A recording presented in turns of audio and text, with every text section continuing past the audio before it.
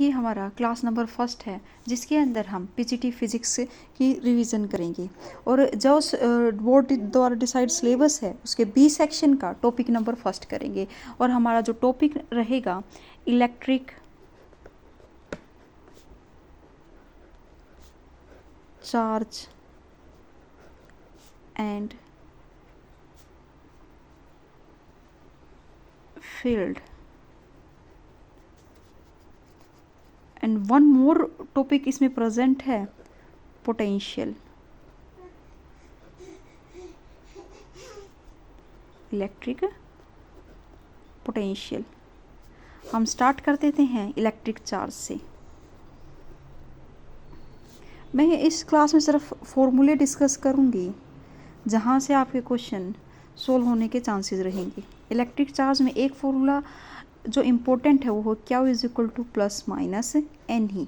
यहाँ एन है number of charge particle, e है electronic charge and value of e होती है अपनी 1.6 इंटू 10 की पावर माइनस 19 कूलम और इस वैल्यू में भी पॉजिटिव एंड नेगेटिव एंड यहाँ क्यू अपना स्टैंड करता है चार्ज को। इस फॉर्मूले के थ्रू क्वेश्चन आने के चांसेस हैं। यहाँ से टॉपिक नंबर जो सेकंड रहेगा इलेक्ट्रिक फील्ड का रहेगा।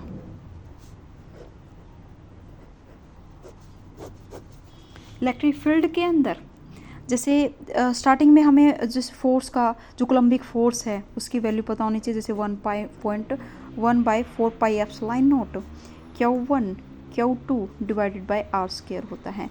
ये अपना दो फंडामेंटल चार्जेस होते हैं Q1 और Q2 और जो R होता है इन चार्जेस के बीच का सेपरेशन होता है। Q1 एंड Q2 इनके बीच का सेपरेशन हो गया R। तो यहाँ पर जो फोर्स इलेक्ट्रिक फोर्स आएगा उसका फॉर्मूला अपना ये रहेगा। और इलेक्ट्रिक फील्ड क्या होता है F बाई में क्यू नोट। यहाँ जो क्यू नोट है अपना टेस्ट चार्ज है जिसके द्वारा फील्ड अपनी एक्सपीरियंस की जा रही है। तो अपना इलेक्ट्रिक फील्ड का जो फॉर्मूला बन जाता है ये यहाँ पर ये एक लिमिट लगा के चलते हैं इसमें क्यू नोट पे कि अपना जो क्यू नोट है 10 to 0 limit Q note 10 to 0 F by Q note, तभी अपना फॉर्मूला अपना वैलिड रहेगा इलेक्ट्रिक फील्ड के लिए। अब कुछ एक कॉन्फ़िगरेशन है जिनका हम इलेक्ट्रिक फील्ड के फॉर्मूले रिवाइज कर लेंगे तो अपना क्वेश्चन होने के चांसेस रहेंगे।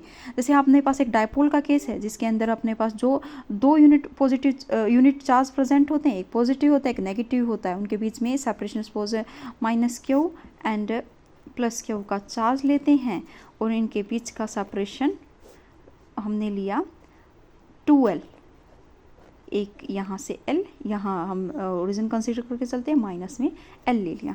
अब क्या है अपने पास क्वेश्चन हमें पूछा जाए, हमें इलेक्ट्रिक फील्ड फाइंड आउट करना एट एनी पॉइंट, हमें पॉइंट नहीं होता कहाँ पर, किसी भी पॉइंट पे।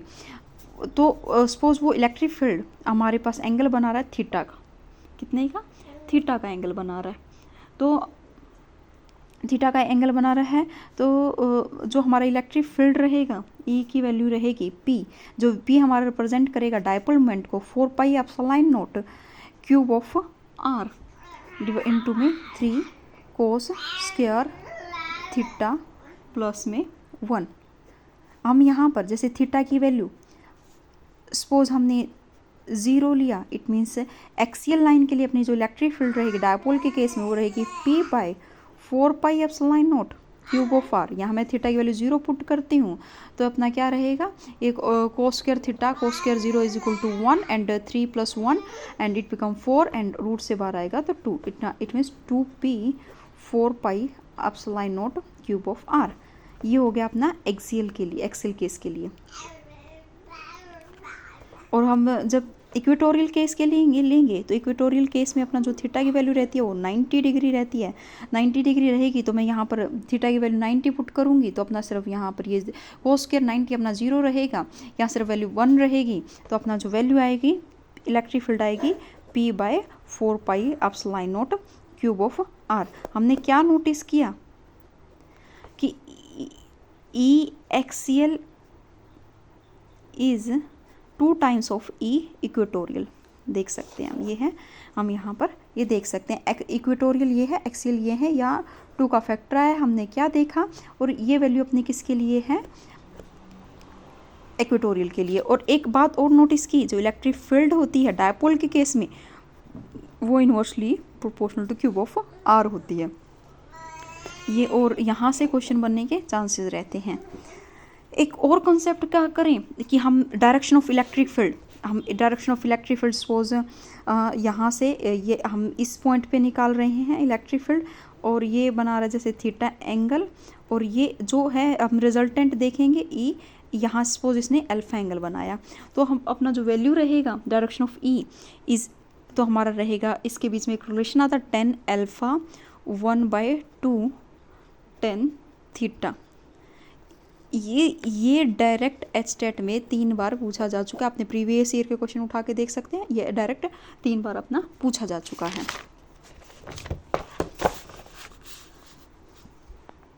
दो और इम्पोर्टेंट फॉर्मूले हैं जहाँ से क्वेश्चन आने के चांसेस हैं। टॉर्क ऑन इलेक्ट्रिक डायपोल, टो जो कि अपनी एक वेक्टर क्वांटिटी है जिसको हम टॉर्क बोल रहे हैं, torque is equal to p vector cross में ई वेक्टर।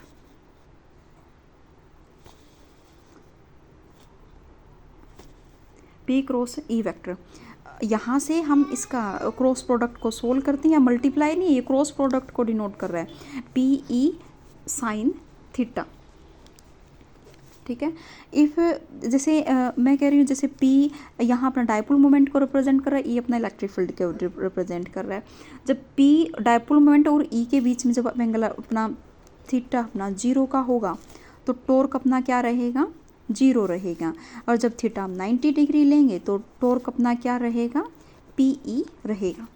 नेक्स्ट एक और formula, electrostatic potential energy stored in electric dipole, ये तो था टॉर्क इन इलेक्ट्रिक डायपोल। अब हम देखते हैं electrostatic potential energy stored in a electric dipole, तो उसमें हम क्या लेते हैं, डॉट प्रोडक्ट लेते हैं, माइनस में P vector dot E vector लेते हैं। ये कुछ जगह आपने देखा भी होगा, माइनस में P E cos theta 2 minus में कोस थीटा 1 भी होता है। और फॉर्मूलेशन है यहाँ पर गोजेस लॉ से भी क्वेश्चन आते, गोज लॉ से क्वेश्चन आते।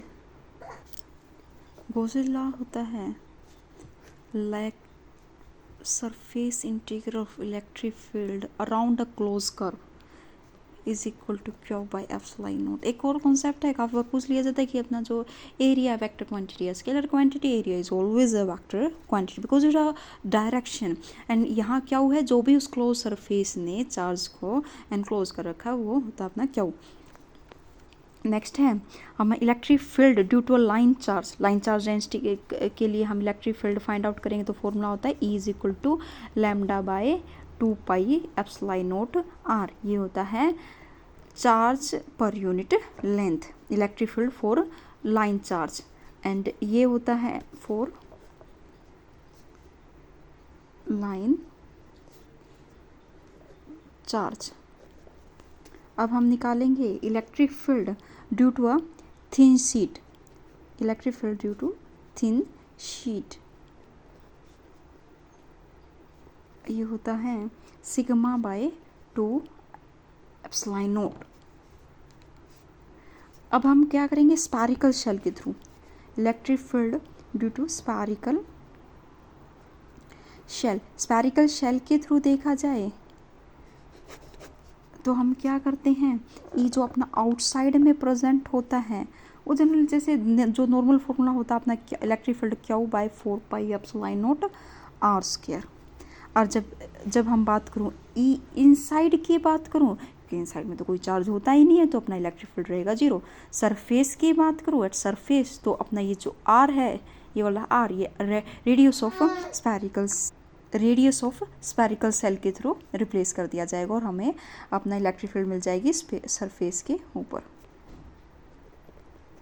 ना है मैं सॉलिड स्फीयर की बात करूँ, इसमें स्फेरिकल सेल में तो क्या था, इनसाइड में अपना चार्ज प्रेजेंट नहीं था, लेकिन सॉलिड स्फीयर के अंदर इनसाइड में अपना चार्ज प्रेजेंट होता है, तो हम ई आउटसाइड की वैल्यू क्या रहेगी, q by 4 pi epsilon naught r square, similar to shell, and E surface रहेगी वही आर को मैं रेडियस ऑफ स्फीयर से रिप्लेस कर दूँगी, q by 4 pi epsilon naught r square. और मैं बात करूँ इनसाइड की, इनसाइड में इसमें इलेक्ट्रिक फील्ड जीरो नहीं रहेगी क्योंकि स्फीयर के अंदर इनसाइड में भी चार्ज प्रेजेंट होता है। तो इसकी मेन फिर फॉर्मूला रहेगा r rho 3 epsilon naught, ये अपना। और यहाँ से मेनली क्वेश्चन डायरेक्टली पूछ लिया जाता है कि इनसाइड द सॉलिड स्फीयर अपना इलेक्ट्रिक फील्ड की वैल्यू क्या है।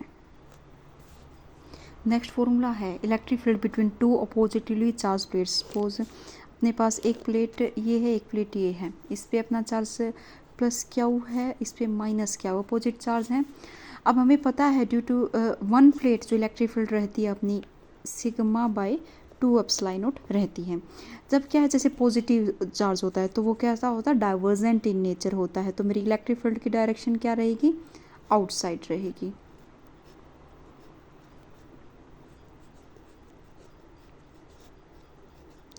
और ये नेगेटिव चार्ज में अपना कैसा होता है, कन्वर्जिंग इन नेचर होता है। तो अपनी इलेक्ट्रिक फील्ड की डायरेक्शन क्या रहेगी, इनसाइड रहेगी।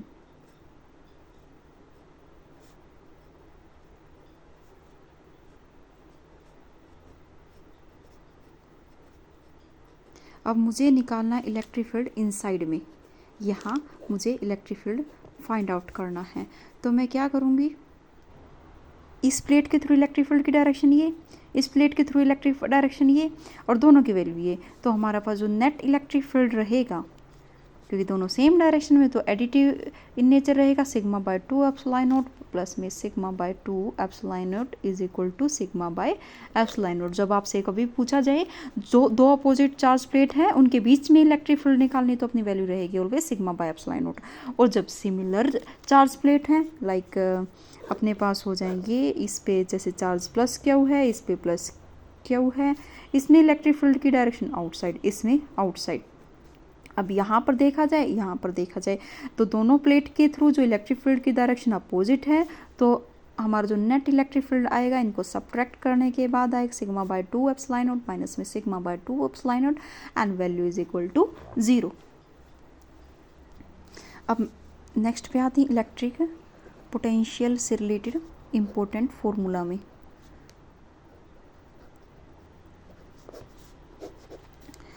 तो जो इलेक्ट्रिक पोटेंशियल का जो फॉर्मूला होता है, पहले तो फर्स्टली हम इलेक्ट्रिक पोटेंशियल को V से नोट करते हैं, इसका वैल्यू रहता है q by 4 pi epsilon naught r. हमने देखा था electric field is inversely proportional to r square and electric potential is inversely proportional to are.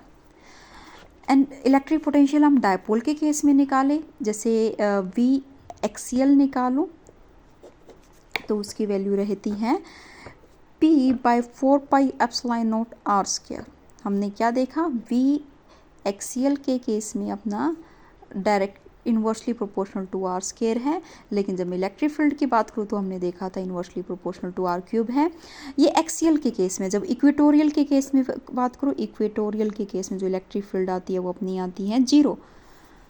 कितनी आती है, 0 आती है, क्योंकि जब हम जनरल फॉर्मूला जब इलेक्ट्रिक पोटेंशियल का देखते हैं, वैल्यू आती है P cos theta divided by 4 pi epsilon naught r square. यहाँ पर जब मैं थीटा की value 0 for axial case put करूँगी तो वैल्यू रहेगी अपनी ये।